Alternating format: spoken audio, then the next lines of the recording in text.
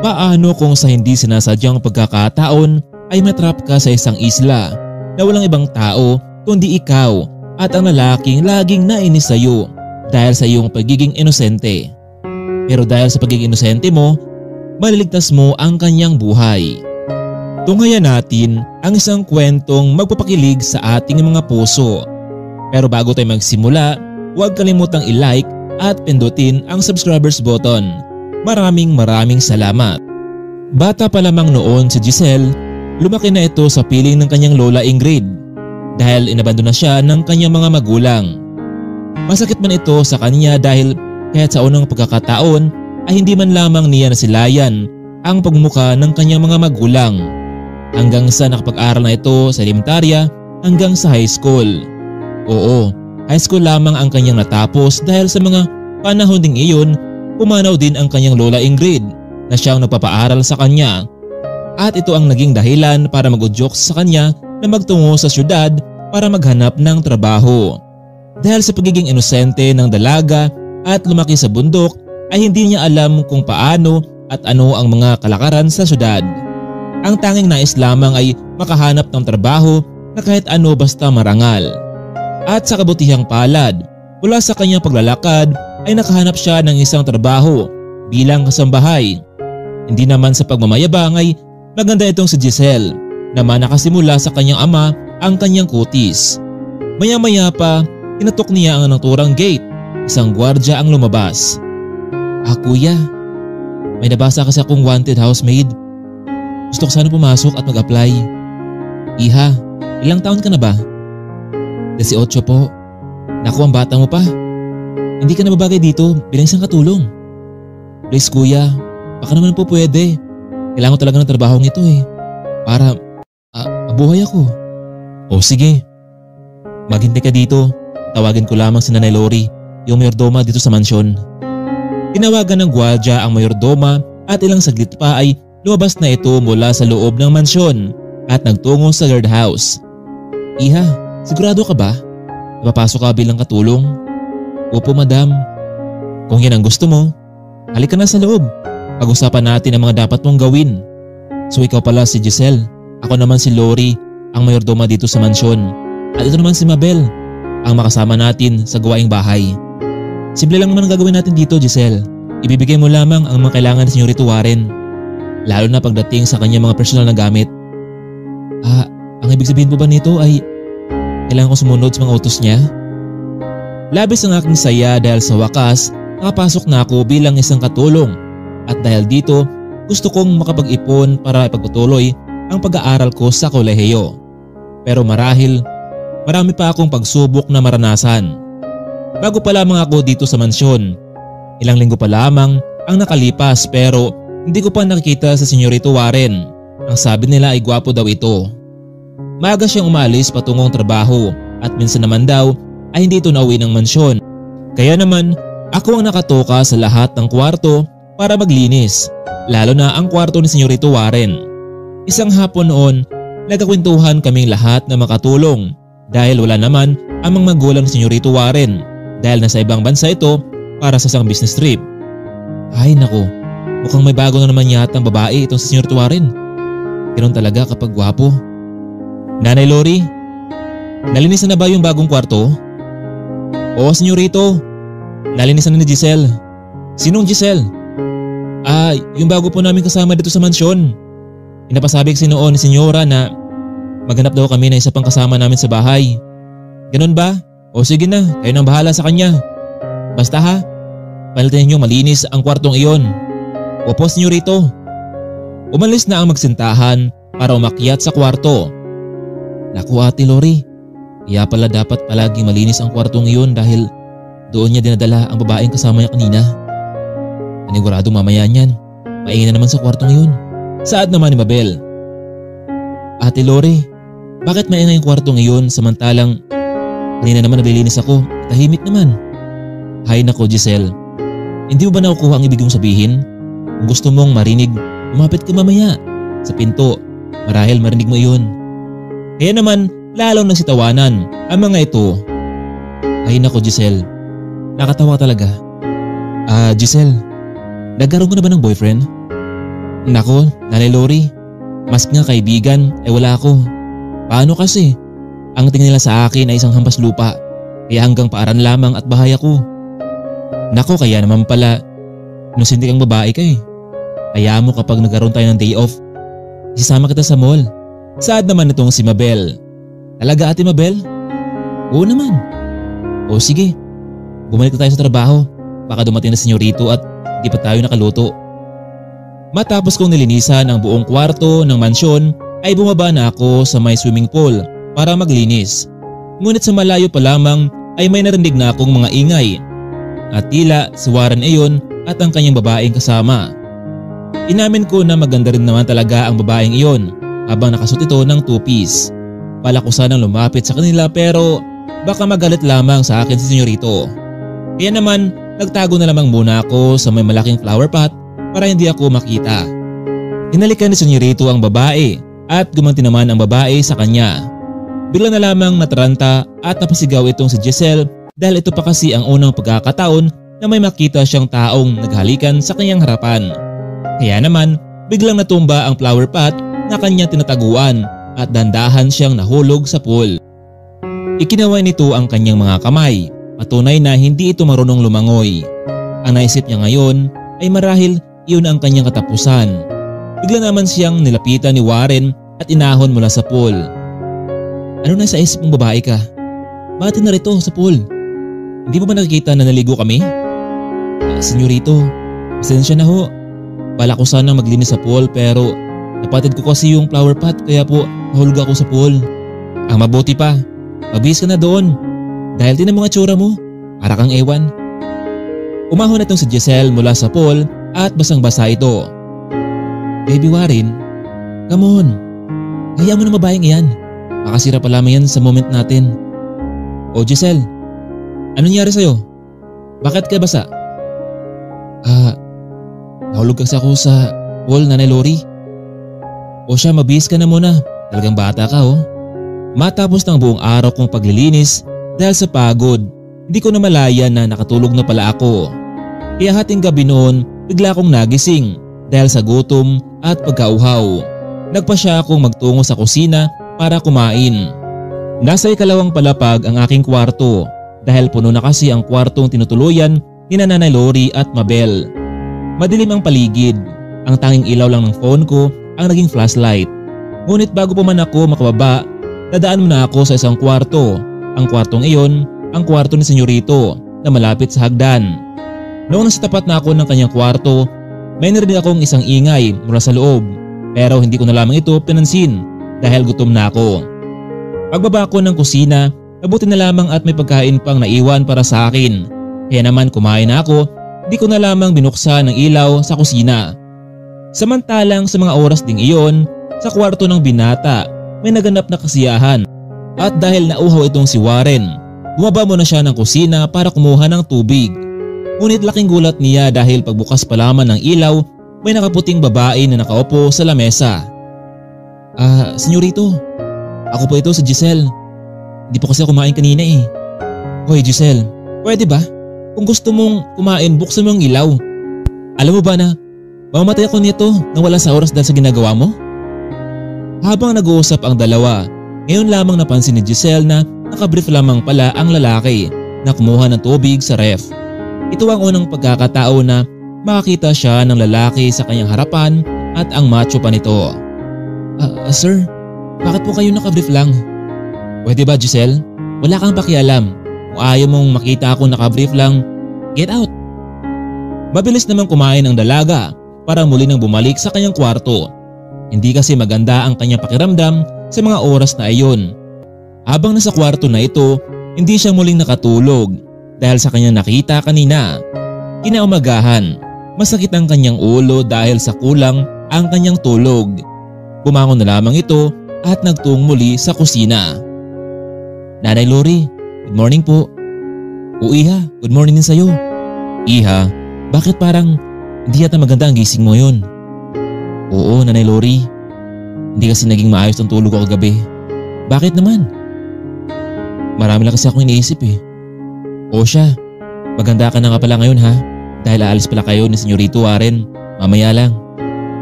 Magdala ka rin ng mga gamit mo. Ho, bakit Nanay Lori? Saan ba kami pupunta? Alam mo kasi, matanda na ako. Si Mabel naman marami ginagawa dito. Kaya ikaw na lang ang sumama sa kanya. Iha, samahan mo lamang siya sa kanyang business trip. Hindi ka na pwedeng matras dito kasi kumuha na siya ng private plane. Pero Nanay Lori, bakit hindi niya sinabi sa akin nung kagabi? So, nagkita pala kagabi ano? Hindi naman po. Nagkasalubong lamang kami sa may kusina. Nagutom kasi ako noon kaya kumain ako. Kaya pala, hindi ka makatulog dahil may nakita ka no? Hay nako Giselle, ganun talaga si Warren. Pupunta yan sa kusina, nakabrief lang. Nanay Lori, ganun ba talagang lalaking iyon? Oo Giselle, pero masanay ka na. Marahil after breakfast na kayo alis. And make sure Giselle ha na susundin mo ang lahat ng gusto niya. Pero Nanay Lori, nasaan nga pala yung babaeng kasama niya kagabi? Hayun, maaga niya hinatid at pagbalik noon paniguradong aalis na kayo. Pero Nanay Lori, natatakot po ako. Tingnan mo, parang di yata maganda ang panahon. Wala yan Giselle. Hindi na kasi pwedeng ikansela ang mga naturang meeting at kailangan ni Warren ng alalay doon.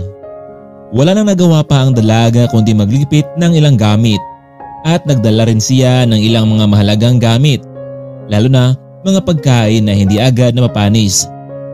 Nakahanda na si Giselle.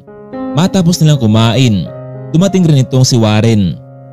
Nanay Lori, nasaan na si Giselle? Alis na kami. Senyorito, kumain muna kayo. Tapos na akong kumain sa labas Nanay Lori. Sige senyorito, tawagin ko lamang si Giselle. Maya-maya pa dumating na nga ang dalaga. Bilisan mo Giselle, may late na tayo sa meeting ko. Nagpatid sila sa kanilang driver patungo sa airport. Kaya naman, mas lalong kinakabahan ng dalaga dahil ito ang unang pagkakataon na makasakay siya ng airplane. Papasok na sila sa loob ng private plane. Bitbit ni Giselle ang mga gamit ni Warren at ganoon din naman ang ilan niyang mga gamit. Nagsimula ng tumakbo ang airplane sa runway. Natakot man pero pumikit na lamang ang dalaga. Biglang nag-take off na ang airplane. Hindi malaman ni Giselle kung ano ang dapat gawin sa mga oras na iyon. Gusto niyang masuka pero pinigilan na lamang niya. Ilang minuto ang nakalipas, biglang kumulog at kumidlat. Natatakot ang dalaga sa mga oras na iyon. Giselle, calm down. Ano ka ba? Natural lang yan. Nauulan at may kidlat. Palibhasa kasi sa kang taong bundok. Pasensya na po senyorito. Hindi lang kasi ako sanay eh. Ay nako, bakit kasi ikaw pa yung kasama ko dito? Samantalang pwede naman si Mabel. Di bali na nga. Senyorito, lagi po ba akong kasama sa meeting nyo? Abay natural naman. Dahil wala ang sekretary ko kaya ikaw muna ang papalit sa kanya. Ilang minuto pa ang nagdaan, nagpatuloy pa rin ang lakas ng ulan at kidlat. Biglang tumawag sa kanya ang piloto. Senyorito Warren, we need to back up. Malakas po ang ulan at hangin. Kailangan po natin bumalik. Captain, just continue. Malapit na tayo. Pero senyorito, almost reservation na po ang nakita ko. Look Captain, binabayaran kita para ihatid mo kami doon.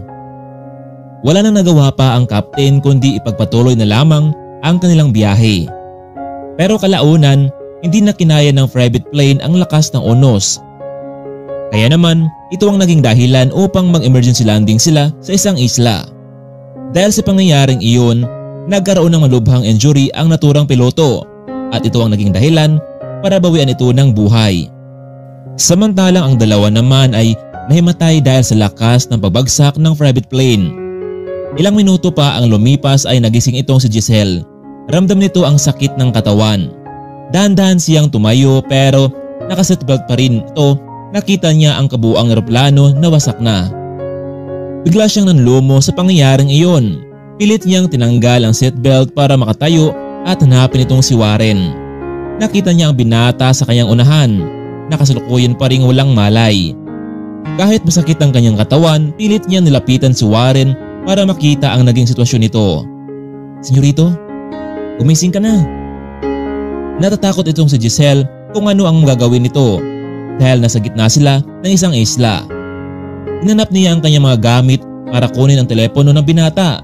Mabuti na lamang at nakita niya ito. Ngunit sa kasamang palad ay walang signal sa lugar na iyon. Kahit mabigat itong si Warren, pilit niya itong binuhat at nilipat sa isang ligtas na lugar.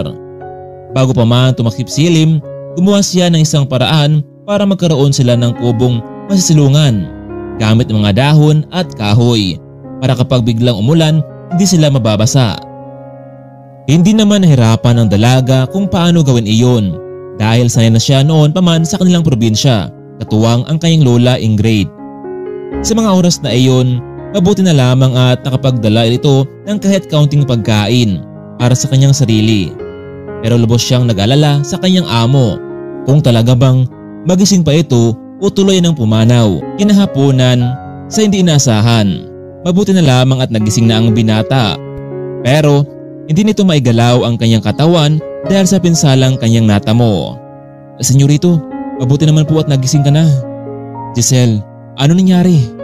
Senyorito, bumagsak po ang airplane na sinasakyan natin dito sa isla. Ano? Kumusta ang piloto? Sorry po pero wala na siya. Gustong tumayo nitong si Warren pero hindi siya makatayo sa kanyang nararamdaman. Dahil sa pangyayaring iyon, si Giselle ang naging katuwang ni Warren habang hindi pa ito lubosang magaling. Samantalang labis naman ang pag-alala ni Nanay Lori kung saan naroroon ang mag-amo. Simula kasi nang nabalitaan nila na bumagsak ang kanilang sinasakyan. Nagpatuloy sa paghanap ang mga otoridad subalit hindi pa rin nila ito natagpuan. Tinawagan naman ni Nanay Lori ang mga magulang ng binata na naroon ngayon sa ibang bansa para formal na ipaalam sa kanila ang nangyari sa anak. Kaya naman nang nalaman nila ang katotohanan, hindi sila nadalawang isip na umuwi ng Pilipinas upang tumulong sa paghahanap sa kanilang nawawalang anak. Samantalang sa isla naman, dahil sa pag-aruga ni Giselle, ilang araw lamang ang nakalipas ay nakalakad na itong si Warren. Pero nahirapan ito dahil sa hindi sanay sa ganoong lugar. Ngunit narito si Giselle para tulungan siya. Napansin naman ng binata na hirap na ang dalaga sa kanya. Giselle, pwede ba tayo mag-usap? Tungkol saan naman po, senyorito? Alam mo, malaking utang na loob ko sa iyo dahil sa pagtulong mo sa akin. Marahil wala sana ako ngayon kung hindi dahil sa iyo. Huwag mo na akong tawagin senyorito dahil wala naman akong silbi ngayon eh. Pero senyorito, kukuling ko kung alagaan kayo bilang amo ko. Maraming salamat, Giselle. Patawarin mo pala ako sa nagawa ko sa iyo noon. Nagkamali ako. Inakala ko kasi isa kang inosente at walang alam pero dahil nga ikaw ay isang laking probinsyana. Ayos lang yun, senyorito. Ganun naman talaga kapag galing sa probinsya, hindi ba? Lalo na kapag mahirap at hindi sapat ang pinag-aralan. Pero ang totoo, karamihan sa mga babaeng probinsyana ay masipag, mabait at higit sa lahat, matulungin sa kapwa. Isang linggo ang nakalipas, nagbabakasakali pa rin silang sana ay may mga rescuer na maghahanap sa kanila. Ngunit wala pa rin silang nakita ni isa. Giselle, sa tingin mo ba ay makaalis pa tayo dito sa isla na ito? Naku naman, senyorito, huwag kang mawalan ng pag-asa. Makakauwi rin tayo at makabalik ka sa mansyon. Positive lang at makapiling mo na ang girlfriend mo. Pwede ba, Giselle? Huwag mong isama rito ang babaeng iyon. Ang dapat nating gawin ay kung paano tayo makaalis dito.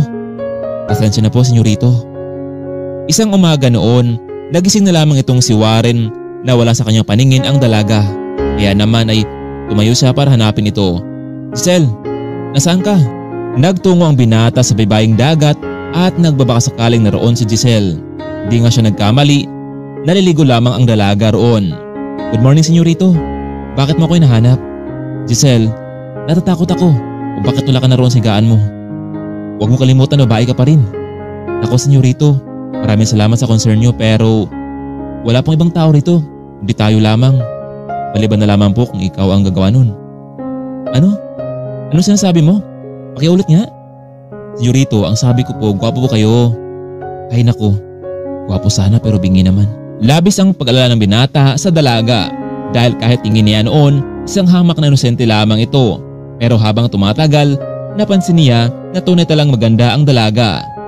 Sa mga araw na lumipas na nagkasama ang dalawa, hindi nila alam na may namumuo na palang pagtinginan sa bawat isa. Halos isang buwan na silang naroroon sa isla pero wala pa ring nakahanap sa kanila. May pagkakataon nga na nagkasakit itong si Warren dahil sa klema at hindi sapat na pagkain sa naturang isla. Nilalagnat, nilalamig ito. Walang ibang choice ang dalaga kundi yakapin ng binata para kahit papaano ay maibsan ang lamig na ramdaman nito. At dahil sa ginagawa ni Giselle, labis ang pagpasalamat ng binata sa kanya. Kinabukasan noon, naisipan ni Giselle na humingi ng tulong gamit ang pagsulat ng mga buhanginan. Nagbabaka sakaling kapag may nagpatrolya sa Himpapawid ay makita nila ito. Tanghali na noon, sa hindi inaasahan, may narinig silang isang chopper na papalapit sa isla. Kaya naman, agad silang lumabas at nagtungo sa may baybayin. Sa kabilang dako naman, sakay ng naturang chopper ang mga magulang at ilang mga rescuer. Napansin nilang may isang malaiit na isla at hindi pa nila ito napupuntahan. Kaya naman nagtungo sila at nagbabakasakaling sanay makita nila roon ang kanilang hinahanap. Hindi nga sila nagkamali. May nakita silang dalawang tao na kumakaway sa gilid ng baybaying dagat. Kaya naman agad na lumapag ang nasabing chopper at sina Warren at Giselle nga ang naroroon. Ma'am, Dad, mabuti naman po at nahanap niyo kami. Iho, mabuti naman at buhay ka pa. Buhay pa kayo? Oo Dad, mabuti at buhay pa kami dahil sa tulong sa akin ni Giselle. Siguro nga kung hindi siya kanya, marahil wala na ako. Ganun ba Iho? Ako dapat pala nating pasalamatan si Giselle. Sa mga araw na iyon, matapos na rescue ang dalawa, pinadiretso ito sa hospital na ilang araw para naman malaman nila ang tunay na kalusugan. Matapos noon, umuwi muna sila sa mansyon. Sinalubong naman ni Nanay Lori itong sa Giselle. Iha, naku, mabuti at buhay kayo. Alam niyo bang nag-alala kami dito sa inyo? Oo nga Nanay Lori, akala namin noon ay di na kami mabubuhay dahil sa hirap ng lugar. Pero eto, nakasurvive kami. Ilang linggo ang nakalipas matapos ang pangyayaring iyon. Biglang nagbago ang pakitungo ni Warren sa dalaga. Ang dating lalaking halos araw-araw na may sama na loob sa dalaga, ngayon ay parang nagbago na yata ito. Matapos ng kanilang araw na pagpahinga, kinausap ng masinsinan ng binata itong si Giselle. Giselle, hindi ako magsasawang pasalamat sa iyo. Sabi mo sa akin kung ano ang dapat kong gawin para makabawi sa kabutihan mo. Senyorito, wala na po kayong dapat gawin. Natural lang naman po na tulungan ko kayo. Hindi pwede Giselle. Kailangan kong suklian ang kabutihan mo sa akin. Ang mabuti pa ay sumama ka sa akin bukas.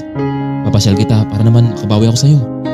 Kaya naman, kinabukasan, magkasamang lumabas ang dalawa bilang pagtanaw ng utang na loob dito. Pero ang mga araw na iyon ay mas nasundan pa. Hindi na lamang napansin ng dalawa na magaan na pala ang loob nila sa bawat isa. At humantong ang mga ito sa aminan sa mga oras na iyon. Matanggap kaya ng pamilya ni Warren kung malaman nila na umibig ang binata sa kanyang katulong. Hindi na nga mapigilan pa ang madalas na paglabas ni Giselle at Warren dahil sa pasalamat nito sa ginawa ng dalaga. Hello Giselle, pwede ba tayo mag-usap? Tungkol saan naman po senyorito? Gusto lang kitang makausap. May boyfriend ka na ba? Bakit mo naman po natanong senyorito? Pero ang totoo, wala pa po akong boyfriend. Ganun ba Giselle? Mabuti naman kung ganun. Ang totoo Giselle, parang gusto na kita. Senyorito. Oo Giselle. Pero yung girlfriend mo, paano siya? At yung daddy mo, kapag nalaman ito siguradong hindi sila papayag. Giselle, Cheska, wala kami naging relasyon noon. Sinabi ko sa kanya na hindi ko siya mahal pero mapilit lamang siya. Kung si daddy naman at mami naman, huwag kang matakot sa kanila dahil kung ano ang gusto ko, okay lang sa kanila yun. Basta ang mahalaga ay maging masaya ako. Kung ayaw maniwala sa akin, kausapin natin si mama at dad. Kaya naman sa mga oras ding iyon, kinausap ni Giselle at Warren ang mga magulang nito at hindi nga sila nagkamali. Pumayag naman ang mga magulang nito basta ang mahalaga, mahal na mahal nila ang isa't isa. Iha, kung hindi lang talaga malaking utang na loob namin sa inyo, ay talagang hindi kami papayag. Pero kung gusto mo talagang maging nobyo ng anak ko, sige, walang problema. Basta gusto namin na patuloy ka sa pag-aaral. Huwag kang magalala dahil kami ang gagasto sa'yo. Basta ayos na lamang, okay? Hindi malaman ni Giselle ang gagawin matapos marinig ang sinabi ng magulang ng binata. Pero tinanggap niya ito dahil unang-una gusto niya makapagtapos sa kolehiyo. At ang totoo ay may gusto rin pala siya kay Warren. Hindi naman nagpaligoy-ligoy pa at tinanggap ng dalaga ang offer nila at nagpatuloy na siya sa pag-aaral. Lumipas ng 4 na taon, sa wakas nakapagtapos na rin siya sa kolehiyo. At dahil doon, nagkaroon siya ng magandang trabaho. Matapos ng kanyang pag-aaral, nagsimula na siya sa kanyang bagong trabaho. Giselle, masaya ako dahil sa wakas natupad mo na rin ang pangarap mong makapagtapos sa kolehiyo at tuloy na makapagtrabaho. Sana ako din, Giselle. Gusto ko rin patunayan sa iyo na mahal kita. Hindi yun magbabago. Will you be my wife, Giselle? Oo, Warren. Gusto kita. Pumapayag ako na pakasalan mo ako. Dahil sa pangyayaring iyon, si Giselle hindi na pinagtagal ang panahon. Tuloy na ngang nagpakasal ang dalawa at dinaluhan lamang ito ng pamilya at nagsama na may katapatan sa bawat isa. Minsan sa buhay ng tao, maranasan natin ang pait ng buhay. Pero ang pait na ito ay papalitan natin ng tamis at saya. Basta magsumikap lang sa buhay, kasabay ng dalangin sa may kapal. Hanggang dito na lamang muna mga kaibigan. Labis po akong nagpapasalamat sa inyong walang sawang pagsubaybay sa aking munting channel. Maraming salamat. Kita-kits po tayo sa ating susunod na kwento. Maraming salamat at paalam.